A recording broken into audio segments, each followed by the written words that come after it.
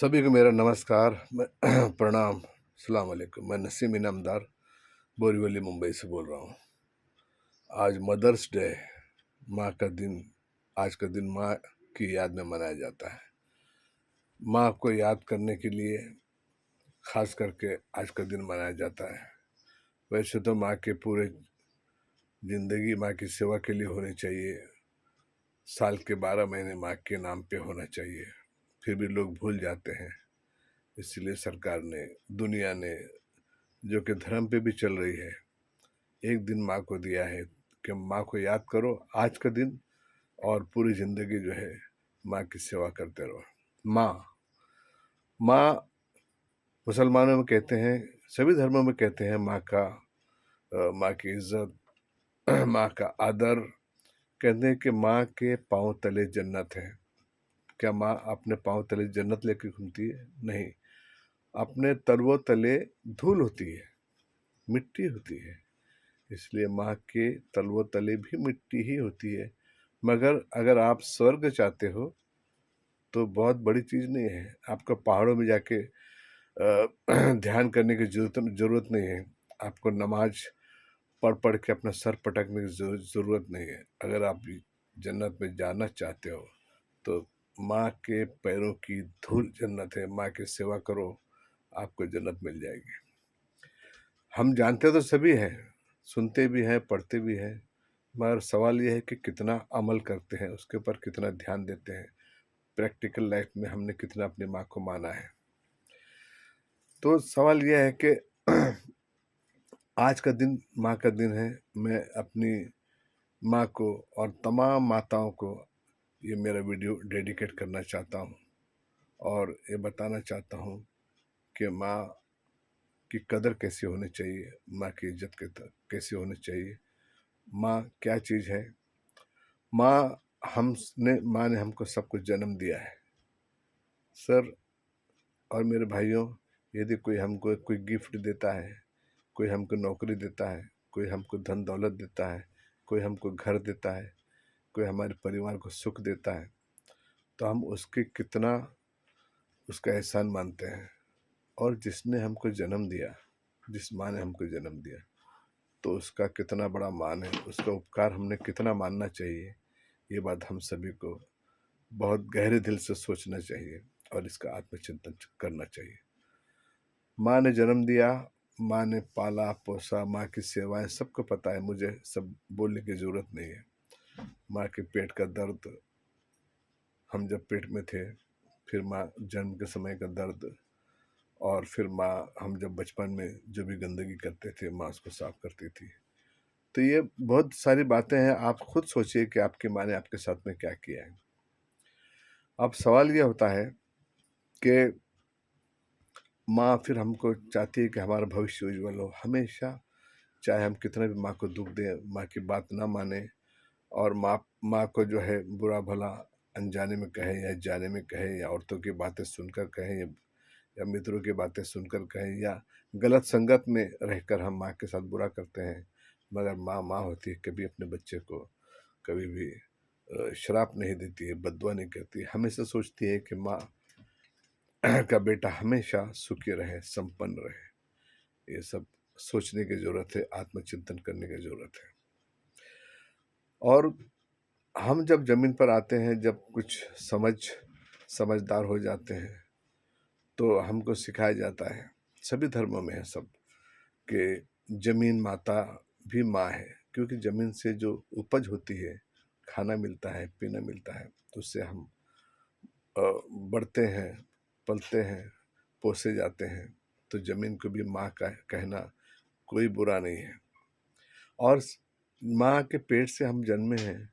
और सभी धर्मों में एक बात का बहुत अच्छा विश्लेषण किया गया है कि इंसान की उत्पत्ति 5 चीज़ों से हुई है, 5 वस्तुओं से हुई है। जैसे मिट्टी, पानी, हवा, आग और नूर, जिसको आकाश तत्व भी कहते हैं।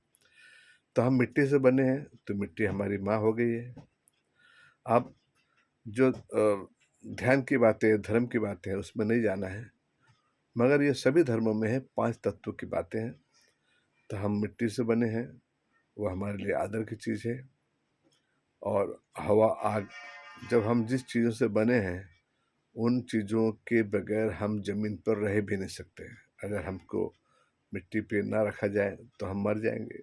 हवा और आग ना मिले तो भी हम मर जाएंगे, पानी ना मिले तो हम मर जाएंगे। और आकाश तत्व जो नूर तत्व है, जो हमारे शरीर में है, हमारे आँखों में है, हमारे आँखों में जो नूर तत्व है उससे हम सीधा जो है आकाश में की नज़र करते हैं, दूर तक नज़र करते हैं। तो ये आकाश तत्व जिसको नूर तत्व कहते हैं, ये उसी का करिश्मा है। अब 5 तत्वों से कुछ बातें बोली जाती है, अलग अलग धर्मों में कुछ भी नहीं है, सभी का एक ही धर्म है। हिंदू धर्म हो, मुस्लिम धर्म हो, सनातन धर्म हो, सभी के अंदर 5 तत्वों का जिक्र किया गया है, 5 तत्वों का ये किया गया है। अब मुसलमान जो है जमीन के ऊपर नमन करता है और नमाज पढ़ता है। अब नमाज क्या है?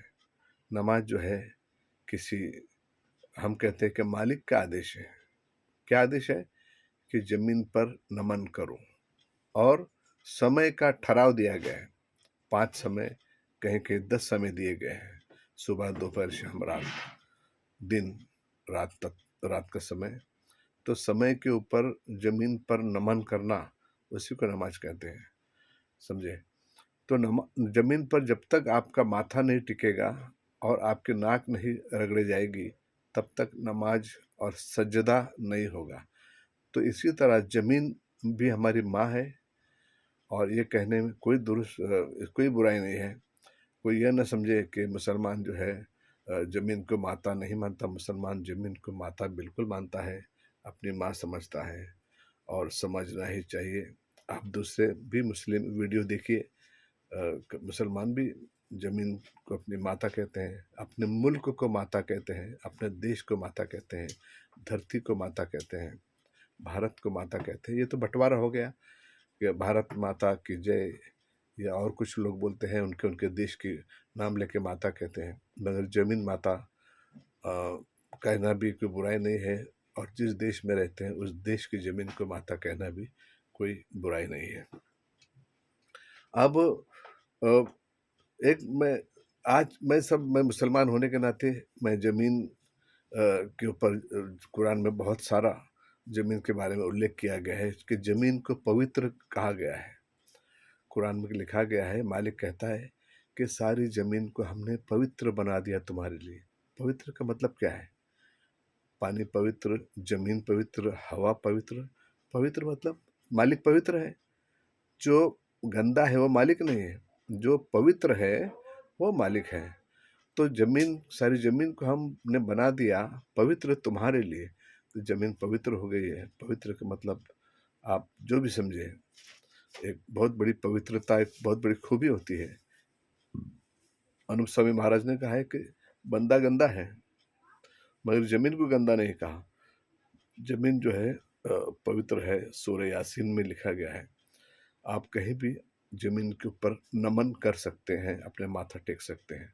सारी जमीन जो है पवित्र है। सारी जमीन जो है मस्जिद है। मस्जिद एक नाम है पवित्र स्थान का, और नमन करने के स्थान को मस्जिद कहा गया है। अभी आजकल तो क्या हो गया कि मस्जिद मतलब एक धर्म, एक नफरत की बात हो गई है। ऐसी बात नहीं है, ये धर्म स्थल है। 4 लोग इकट्ठा बैठकर, इकट्ठा जमा होकर जो है जमीन पर नमन करते हैं, उसको मस्जिद कहा गया जाता है। और मंदिरों में जाके लोग पूजा करते हैं, वो भी धर्म स्थल ही है, पवित्र जगह है। वो बात अलग है कि आज धर्म की परिभाषा बदल गई है। दूसरा, मैं एक बात कहना चाहता हूँ कि कोई भी इंसान हो, कोई भी बंदा हो, जिस देश में रहता है उस देश के खिलाफ कभी भी बुरा सोचेगा नहीं। मैं मुसलमानों में रहता हूँ, ठीक है, कुछ गलतियाँ होती होंगी मुसलमानों से, और हर धर्म में लोग भटके हुए हैं, भूले हुए हैं। अगर मुसलमान सही तरह से अपने धर्म पर चले, और ज़्यादा नहीं, जो भी धर्म के रख रखाव है हजारों हैं, हर रोज आप 5 रख रखाव को, 5 जो है बातों को माने, कुदरत की बातों को, अल्लाह की बातों को, मोहम्मद की बातों को, तो जो है आपके अंदर जो है ईमान की रोशनी आ जाएगी, आपके अंदर समझ की रोशनी आ जाएगी, आपके अंदर कुदरत की रोशनी आ जाएगी। मगर हम जो है अपने आप को चालाक समझ रहे हैं, अपने आप को होशियार समझ रहे हैं, और जो धर्म की बातें हैं, सारे धर्म की बातें हैं, चाहे रामायण की बातें हों, चाहे कृष्ण महाराज भगवान की बातें हों, उनके जीवन की शैली के केवल 5 बातों को आप रोज अमल करो। हजारों बातें हैं। दोस्तों के साथ में आप कैसी बातें करते थे, भाइयों के साथ में कैसी बातें करते थे, लोगों के व्यवहारिकता में आप कैसे रहते थे, कैसे खाते थे, कैसे पीते थे, ये इसी को रख रखाव कहते हैं। अब कुछ लोग इल्ज़ाम लगाते हैं कि इंडिया में मुसलमान जो है रहकर पाकिस्तान जिंदाबाद के नारे लगाता है। सर, इस बात को मैं बिल्कुल नहीं मानता। ये नफरत फैलाने वालों का एक हरबा है, नफरत फैलाने वालों का एक षड्यंत्र है। मुसलमान कभी भी भारत का मुसलमान भारत के सिवा किसी भी देश को जिंदाबाद नहीं कहेगा। ना उसकी नीयत होती है, ना उसका विचार होता है, और न ऐसा करने का उसका इरादा होता है। अब कुछ लोग भेष बदलकर टोपी पहनकर आ जाए और कहीं भी किसी अन्य धर्म के हो और मुसलमानों को बदनाम करने के लिए इस तरह के नारे लगा के चले जाए और वीडियो बना लें और बोले देखो मुसलमानों ने ऐसा कहा है, तो सर उसको क्या किया जाए? ये बहुत बड़ा, ऐसे करवाने वाले बहुत बड़े पापी होते हैं और ऐसे लोगों को हिसाब देना पड़ेगा। ये सत्ता को पाने के लिए, लोगों को भड़काने के लिए, अपने साथ में लोगों को इकट्ठा करने के लिए अलग अलग ठेकेदारों ने अपना काम किया है। मुसलमानों में भी है। मैं तो साहब मस्जिदें देखा हूँ, मदरसे देखा हूँ, मौलवियों को देखा हूँ, नमाजियों को देखा हूँ, मगर मैंने ईमान वाला आदमी करोड़ों में एक आध मिला हुआ तो मुझे पता नहीं। मगर मुझे कि मैं जिसकी पूजा कर सकूं, जिसके अनुयायी हो सकूं, जिसके साथ में बैठकर मैं अपने विचार मिला सकूं, ऐसा मुझे एक भी नज़र नहीं आया। हर कोई जो है बस वही दुनियादार, हर किसी की नज़र पॉकेट भरने की, हर किसी की नज़र अत्याचार करने की, हर किसी की नज़र आपकी गर्दन के ऊपर, हर किसी की नज़र ज़मीन हड़पने की। ये सारी बातें हैं। तो क्या मुसलमानों में भी बहुत सी गलतियां हैं? और अब वो कहते हैं कि शैतान बहकाता है, राक्षस बहकाता है। अनूप सामी महाराज की बात मुझे इसीलिए इतनी अच्छी लगती है। मुसलमानों के ठेकेदार मौलवी हैं, और केवल मुसलमानों को इकट्ठा करते हैं। हिंदुओं के मौलवी पंडित जो है या जो भी ठेकेदार है वो हिंदुओं को इकट्ठा करते हैं। तो ये जो है एक बहुत बड़ा नासमझी की बात है। अनूप स्वामी महाराज राजस्थान के जो है, जिन्होंने जगत हितकारिणी लिखी है, तो सर मुझे उनकी बातें बहुत अच्छी लगती है। उन्होंने कहा है कि अय हिंदू, मुसलमान, ईसाई, अंग्रेज, तुम सब एक बाप की औलाद हो और एक छत्र के नीचे आ जाओ, एक थाली में बैठ के खाना खाओ और आपस में लड़ो मत। तुमको षड्यंत्र के तहत लड़ाया जाता है। केवल और केवल जो है कुछ लोग नफ़ा कमाने के लिए, कुछ लोग सत्ता को पाने के लिए, कुछ लोग एक ज़मीन के ऊपर शासन करने के लिए, राक्षसी शासन करने के लिए हिंदू मुसलमानों को लड़ाते हैं और न्यारे के न्यारे रह जाते हैं। तो मुझे अनूप स्वामी महाराज की बात बहुत बहुत बहुत ही अच्छी लगती है। और जिसने भी अनूप स्वामी महाराज को किताबों को पढ़ा है, वो कभी भी लड़ने लड़वाने की बात नहीं करेगा, और प्रेम की बात करेगा, और प्रेम की भाषा करेगा, वो लोगों से प्यार से, इज्जत से मिलेगा। अब कुछ लोग हैं अपने आप को संत कहते हैं, कुछ लोग अपने आप को मौलवी कहते हैं, मगर जाति भेद की बात करते हैं। तो ऐसे लोगों को संत मानना भी गलत है, ऐसे लोगों को मौलवी मानना भी गलत है, ऐसे लोगों को मौलाना मानना भी गलत मैं समझता हूँ। हाँ, कुछ लोग फ़कीर हैं, आज की दुनिया में अच्छे लोग भी हैं जो त्यागते हैं। वो त्यागना नहीं, जो जैन लोग त्यागते हैं, कपड़े उतार दिए और नंगे घूमने लगे, और उनके पास तो करोड़ों रुपए का फंड होता है, वो तो ब्याज के ऊपर पैसा देते हैं, मैंने देखा है और सुना भी है। वो त्यागना नहीं, त्यागना ये होता है कि मैक्सिमम सेक्रीफाइस करना भाइयों के लिए, समाज के लिए, देश के लिए, और अपने अंदर कोई लालच न रखना। अनूप स्वामी महाराज ने कहा है कि लालच ही लालच में गारत हो जाओगे। तो लालच जो है ये राक्षसी कर्म है, समझे? नफरत जो है राक्षसी कर्म है, नासमझी राक्षसी कर्म है।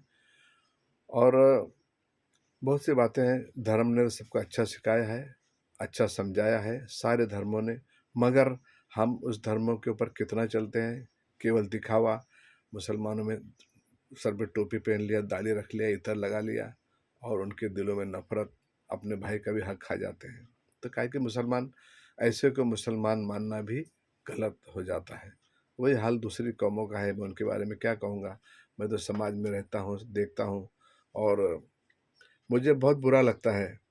मगर मेरी तो पूरी मालिक से दुआ है, प्रार्थना है कि अनूप स्वामी महाराज की जो जो भी मार्गदर्शन है, जो किताब है जगत हितकारिणी है, उस जगत हितकारिणी के ऊपर यदि सारी दुनिया चलेगी तो एक न एक दिन जो है इस जमीन के ऊपर बिल्कुल बिल्कुल सतयुग आ जाएगा। ऐसा मैं कहता हूँ। आज माँ का दिन है, और अ, ये मदर्स डे जिसको कहते हैं, उसके ऊपर मेरी ऐसी इच्छा हुई कि मैं दो शब्द कहूँ और मेरी भावनाओं को मैं सारे समाज के सामने प्रकट करूँ। ऐसा कहकर मैं अपने को विराम देता हूँ, अपने शब्दों को। जय हिंद, जय धरती माता, जय जमीन माता।